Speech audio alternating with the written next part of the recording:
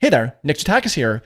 In this video, we're going to go over how to hook up FZF to take over your Z Shell tab complete, as well as go over some Z Shell key mappings to make it a little bit easier to find related shell history commands. By the way, it will be expected that you have FZF installed if you want to follow along. Having some background knowledge about FZF would be helpful too. I've done quite a few videos over the years. I'll link some cards there if you want to check it out. But yeah, let's go over the end result here. For example, you can type in something like ls space dash and hit tab. Now, normally Z Shell is going to show its tab complete menu, but here we can see FZF has taken it over, which is pretty cool. I can start doing some fuzzy matching here, typing human. Maybe I can even spell that incorrectly, and it's also going to pick up things like this. I can just hit enter here, and it's going to accept that, which is pretty cool.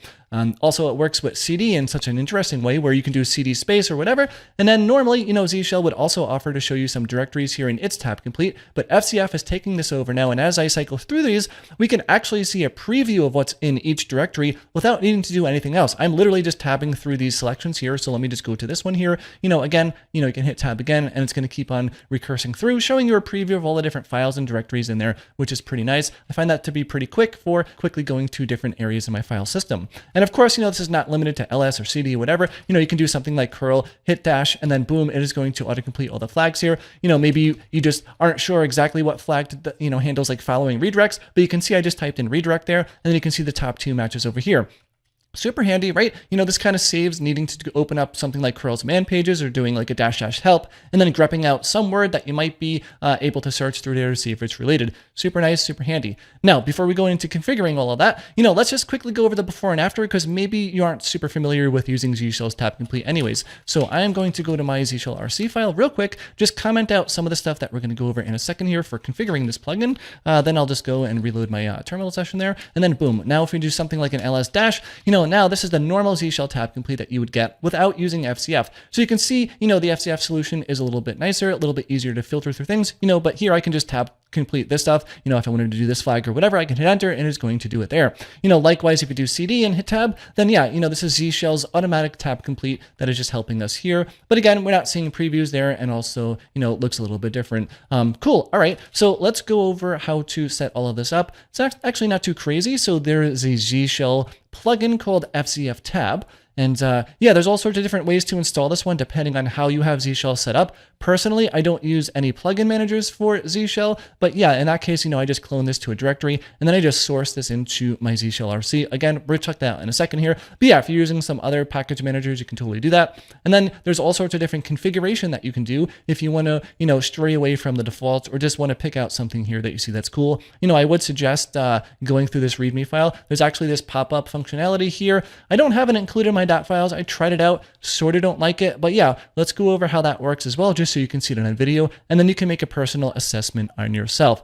So yeah, assuming you need to install it, right, you just clone this down somewhere, pop this into your Z Shell RC file. So if we go back to my setup here and we go to my Z Shell RC, I'm actually just going to enable all these things that I just disabled here before. But yeah, you can see here, here is sourcing that to my Z Shell RC file. And as for cloning it to a specific directory, that has been cloned to here. And that's due to this update Z Shell plugin script that I have here. It's really just a shell script, and it's going to either clone or update whatever repos that we pass in here. This namespace was just the one that we looked at in GitHub here. So just make sure that's available on my system in a certain specific path, and then we're good to go here. But yeah, I actually enabled two of the options here. So by default, it is not going to use your FZF default options environment variable. So if I go to, I believe it's the Z profile, or maybe it's Z Shell RC. I was already here. Oh yeah, here it is. So this one here, this has all sorts of different configuration options. So I want things to be nicely highlighted with a color scheme that I have set up here. You can actually see that, for FZF, I've got Tokyo Moon going in here. So if we go into the themes directory here, then we can see Tokyo Moon. Yeah, it's just basically, pre-pending to this environment variable with that data. So where I'm going with this one is, if we go back to here, then yeah, it just won't use that environment variable by default. So this one just tells it to do that. This way you get your things themed out there how you'd like. Also, when it comes to previewing files, that's not enabled by default here. So I just enabled that here. Again, this was just taken from the fzf-tab documentation, and you can always, customize this however you want here. I just use ls with color always. If you're using EZA or a different tool for ls, you can totally put that there. You're good to go here. This is escaped here because, you want this stuff to update as you cycle through the directories that you have. That little preview on the right there, if this wasn't escaped, then it's only going to show the first path that was there instead of updating for each one. For example, let me just split this so you see exactly what I mean here. If I do tab here, you can see that as I'm, going through these selections here, the right-hand side, things are being set up here where it is being updated on the fly. If this weren't escaped with the real path, then you just wouldn't see that being updated there. You can also use single quotes in here instead of escaping the $sign. I just wanted to escape it and use double quotes because I like double quotes. But yeah, in that case here, that's all the config options that I enabled. Feel free to add some more if you want. But yeah, maybe for a second here, let's just very quickly enable that tmux one just so you can see how that one works. And by the way, there is something in the docs you need, I think it was tmux 3.2 or above, which, if you're even running Ubuntu 22.04, then that is available. So yeah, I'm just going to pop this one in and we'll enable this one. I'm not going to worry about the double quotes because I'm going to remove this in a second. But all right, so we enable this here. Great. All right, cool. Let me just open up a new terminal session so we can see.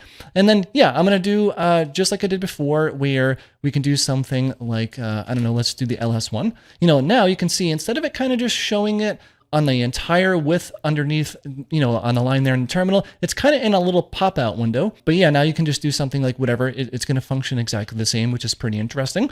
Yeah, again, it's just going to now pop up. It's a little bit smaller. The reason I don't like it is because, as you can see here, it's a little bit hard to read the directories on the left-hand side.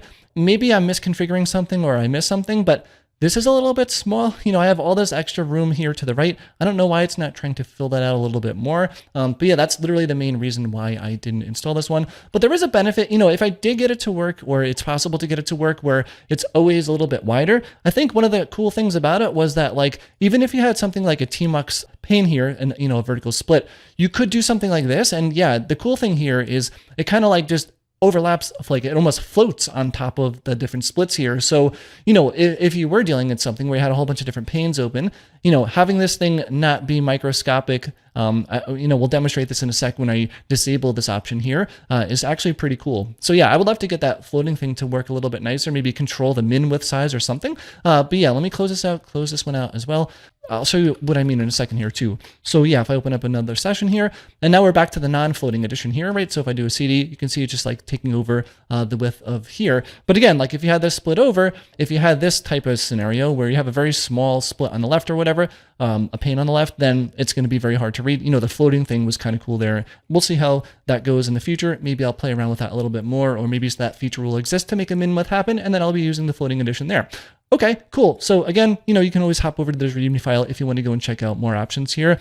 I didn't find anything else that I wanted to enable just yet, but yeah, it's there. So if you have any questions about that, let me know in the comments below.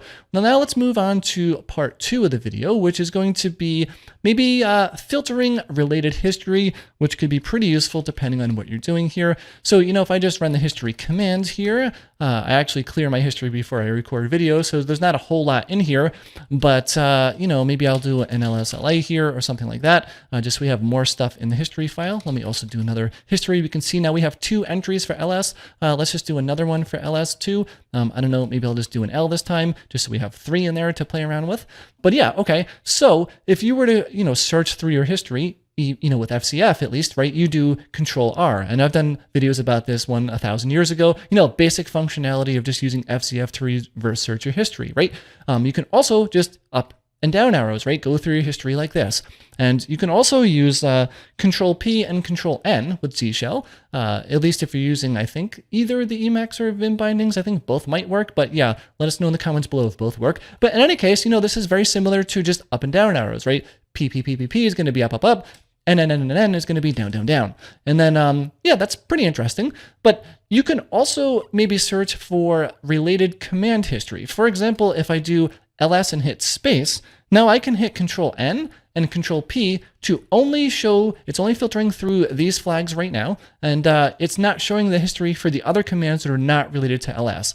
And that I find to be pretty interesting. So I just overrode the Control P and Control N bindings to work in this way, where you can just cycle related filtered commands here. But it also works, if you don't have anything typed there, to go through your entire history, which is pretty nice. And then, by the way, I mentioned it's a little bit related to FZF. Actually, FZF can sort of do this as well. For example, instead of doing a search for ls, which is going to, in this case, coincidentally, it looks pretty good because my history has basically nothing in it. But normally, if your history has like 8,000 items in it, if you just did something like ls like this, it's going to list all sorts of different things that probably have ls and like a file path or whatever. So you can actually just, attach that to things that start with ls just using regular expression, right? Little caret there. And now things are going to be showing you only the related commands there. So that's a nice little FZF tip there if you want to narrow down your search to show things for related commands there. But yeah, let's go over those key maps real quick. Again, not even dependent on FZF in this case, but this is just Z shell stuff. So if we scroll down to where I have my key map set up, it is these two key maps over here. Now, they're wrapped in this thing like zvm after init commands. That is because I've recently switched over to using the Z Shell VI mode plugin. Kind of liking it. I'm going to do a video about this one in the future. I just wanted to let this one bake a little bit more before making the video on it.